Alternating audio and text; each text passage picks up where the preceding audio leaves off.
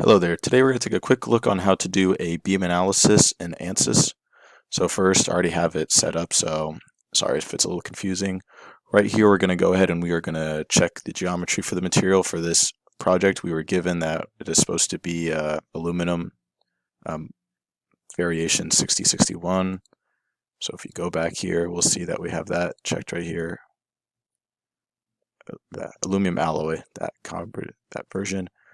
We're going to check our mesh really quick. For the project we were given, that has to be 5 elements, 10 elements, 20 elements.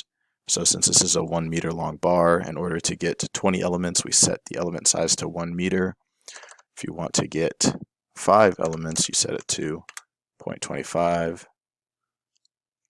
And we're going to solve, generate. Oh, got to fix this in the analysis part.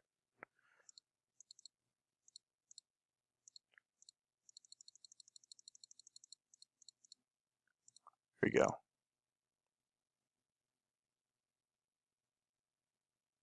There we go. And now you would see here we're going to get only 5 elements, and we could see the deformation here is pretty strong along the z-axis. And so for this one, if you wanted to do, you want to have your dampening, you go over here under analysis settings, you go over here, you select damped, you would say yes.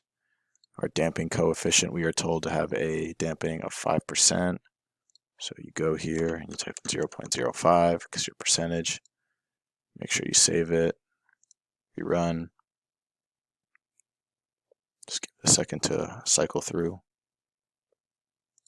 We got check marks, and now you can see right here we have our damped frequency and how it varies along this. And then if you want to check how the motion works, you click on this play button right here, and it'll show you how the